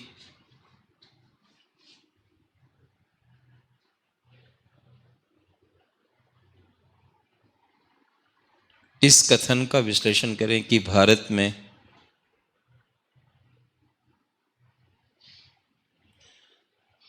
कृषि उत्पादकता को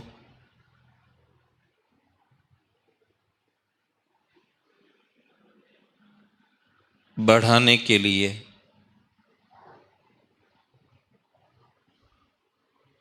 केवल तकनीकी सुधार पर्याप्त नहीं है।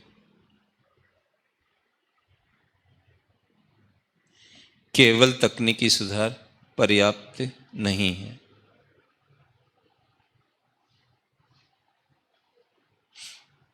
एक और प्रश्न लिखिए, भूमि सुधारों की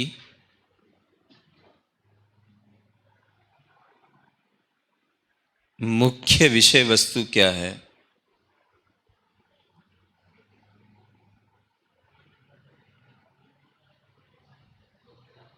मुख्य विषय वस्तु क्या है?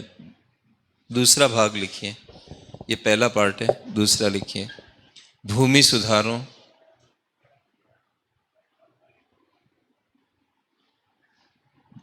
गरीबी निवारण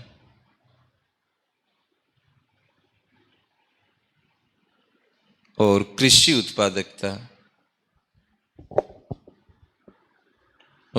उत्पादकता के मध्य अंतर संबंध बताइए।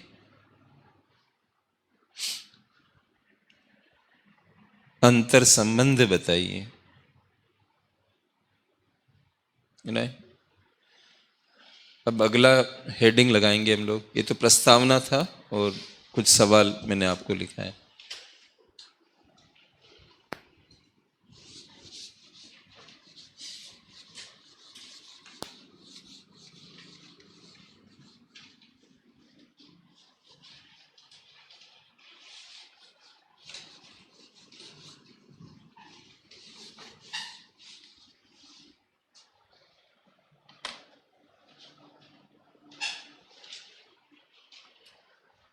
तो दूसरा जो हमारा हेडिंग है वो भारत में भूमि सुधारों में कौन कौन से टॉपिक्स हैं, तो उसका मैं चार्ट बनाऊंगा बोर्ड पे, फिर हर एक पर हम लोग लिखेंगे बाद में।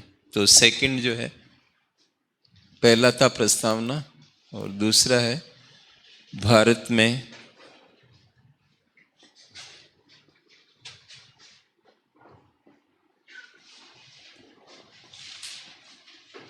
भूमि सुधारों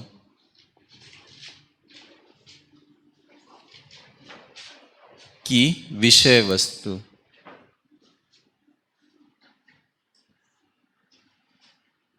और कभी कभी क्या होता है कि विषय वस्तु को स्कोप भी लिखते हैं। स्कोप के दो अर्थ होते हैं, मतलब एक हम कहते हैं संभावना। स्कोप का मतलब क्या? संभावना है। एक स्कोप का मतलब ये भी होता है कि उसके अंदर कौन से टॉपिक्स आ रहे हैं। जैसे लोक प्रशासन और राजनीति विज्ञान, ये पहले तो अलग अलग नहीं थे, आपको पता होगा। विल्सन आए, विल्सोनियन डाइकोटोमी एक वर्ड होता है, विल्सन की वजह से ये सब्जेक्ट अलग बना, मतलब पब्लिक एडमिनिस्ट्रेशन। पॉलिटिकल साइंस और पब्लिक एडमिनिस्ट्रेशन अलग अलग नहीं थे, पॉलिटिकल साइंस ही था। ये बहुत पीछे की बात कर रहा हूं मैं, मतलब मैं ये यूपीएससी की बात नहीं कर रहा, मतलब लोक प्रशासन एज ए विषय एक क्षेत्र अलग ही डेवलप हुआ। मतलब विल्सन जो मतलब थिंकर थे, उनके राइटिंग्स की वजह से कि ये सेगमेंट अलग होना चाहिए। मतलब ये लोक प्रशासन वाले लोग जानते, मेरा कोई ये विषय नहीं रहा है, लेकिन मुझे ध्यान है ये कि उनकी वजह से ये विषय उभरा। मतलब मान लो अब ये विषय अलग हो गया तो पहले एक क्यों था, मतलब इसका मतलब टॉपिक मिलते जुलते हैं। जहां टॉपिक मिलते जुलते हो वहां पर कौन किसके अंदर आएगा ये तो बात होगी ना फिर। तो ऐसे वर्ड बनते हैं, scope of political science, scope of public administration, scope of commerce, scope of management, scope of economics. वहां स्कोप शब्द का मतलब होता है, आप ऐसे समझ लो इससे टेलीस्कोप है। मतलब एक टेलीस्कोप से के अंदर देखते हैं, उसके माध्यम से देखते हैं तो क्या नजर आता है। मैं ये क्यों बता रहा हूं आपको, क्योंकि मान लीजिए यूपीएससी ने सवाल बनाया है कि explain the scope of land reforms in India, ऐसे बना दिया। अब हिंदी रूपांतरण वो क्या करेंगे, ये तो यूपीएससी का हिंदी रूपांतरण बहुत अलग तरह का है। और वहां आप सोच रहे हो स्कोप का मतलब क्या है, हिंदी समझ नहीं आ रही जबकि हिंदी मीडियम है। अंग्रेजी में देख रहे हो तो स्कोप लिखा हुआ है। अब आप लिखना शुरू कर दिए कि सफलता की संभावना कितनी है इनकी, पूरा मैटर ही चेंज कर दिया। और वो ये पूछ रहा है कि इसमें आएगा क्या, इसलिए मैंने बताया, बाकी तो कोई दिक्कत नहीं। इसको आप स्कोप लिख लें साइड में, तो इसका अंग्रेजी क्या बनी, scope of land reforms in India. तो स्कोप ऑफ लैंड रिफॉर्म्स बोले तो इसमें टॉपिक कौन से आएंगे, तो 3 तरह के टॉपिक्स हैं।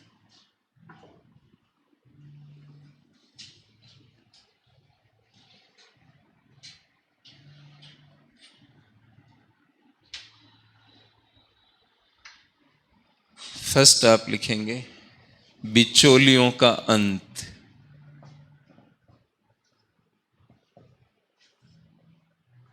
बिचौलियों का अंत, जो जमींदार वगैरह थे उनको बिचौलिया कहते थे, तो बिचौलियों का अंत पहला। दूसरा आप लिखेंगे काश्तकारी सुधार।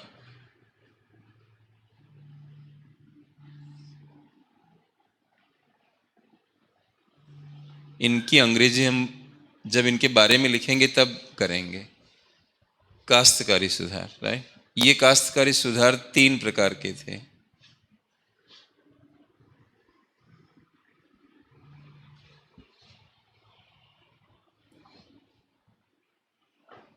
लगान का नियमन,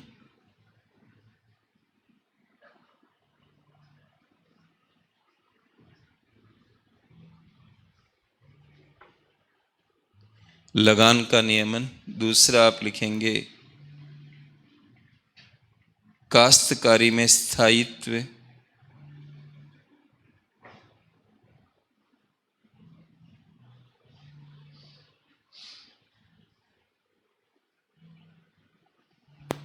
काश्तकारी में स्थायित्व है ना, और स्वामित्व संबंधी अधिकार।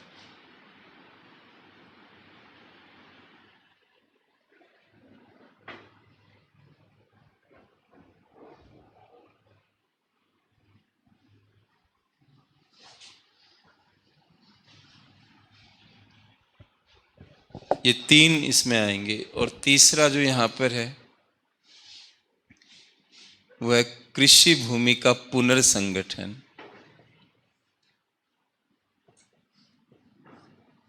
कृषि भूमि का पुनर्संगठन। हाँ, 1 मिनट लिखो फिर देखते हैं। कृषि भूमि का पुनर्संगठन लिख लिया, तो थोड़ा मैं इधर काम करूंगा, यहाँ हमारी थोड़ी सीमा रेखा बनी हुई है, तो मुझे इसके 2 विभाजन करने हैं, राइट। हाँ, कृषि भूमि का पुनर्संगठन को 2 भागों में बांटी।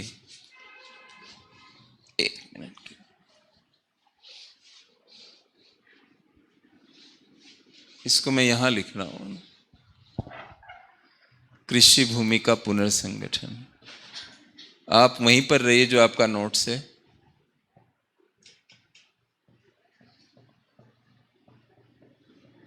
इसको 2 भागों में डिवाइड करना है।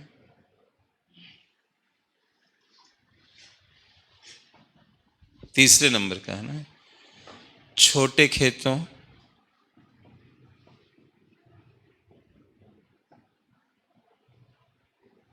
की समस्या का समाधान।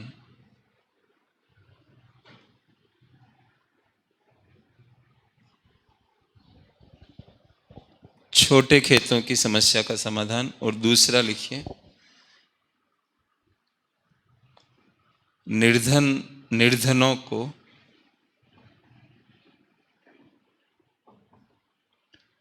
कृषि भूमि का वितरण।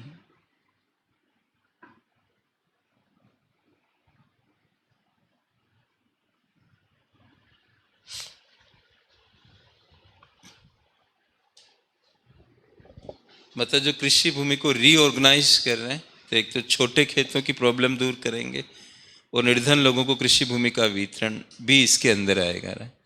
इसके आप 3 फिर से करिए।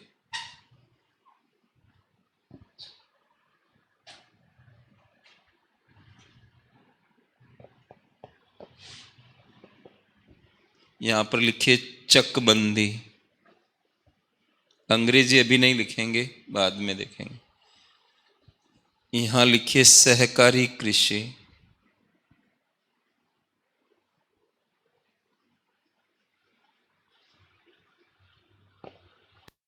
और यहां लिखेंगे लीजिंग। ऐसे ही देवनागरी में लीजिंग लिखिए, लीजिंग। हाँ मतलब, लेकिन वो कई शब्द ऐसे होते हैं कि वो उतने सटीक नहीं जाएंगे।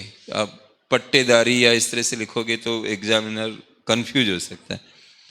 तो ये वर्ड चल रहा है, मतलब नीति आयोग ने इसको फेमस बना रहा है वो, और ये बहुत हिंदी में आ रहा है खूब।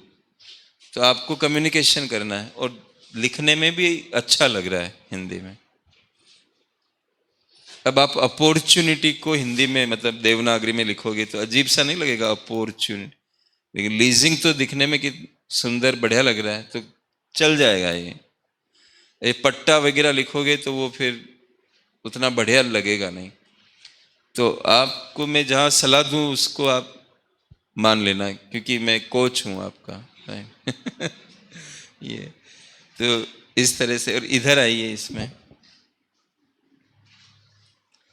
इसको करने के लिए हमें करना पड़ता है हदबंदी।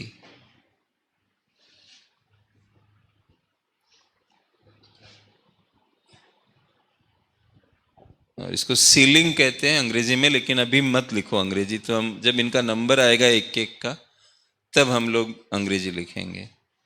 तो इस तरह से आज इतना ही पढ़ते हैं हम लोग, ठीक है? ज्यादा ना हो जाए कहीं। तो आज इतना ही पढ़ते हैं। 2 घंटे हम लोग पढ़ा करेंगे। आप 8 बजे आ जाइए कल से, है ना?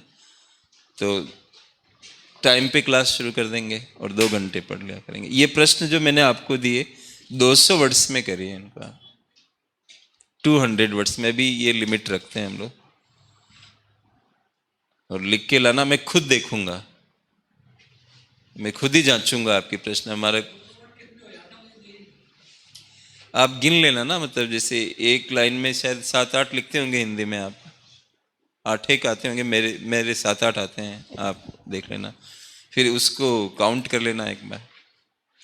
अच्छा, वर्ड लिमिट जो होती है वो 10% कम ज़्यादा चल कर सकते हो आप। जैसे 200 है तो 220। मेरी क्लास के लिए तो ऐसा कुछ नहीं है, मतलब आप 225 तक भी लिख लेना अगर कम लग रहा हो। लेकिन अच्छा है कि वो लिमिट में रहोगे तो सही रहेगा। यूपीएससी में 10% अप डाउन कर सकते हो, कोई दिक्कत नहीं। तो कल मिलते हैं आपसे, ठीक है? Thank you.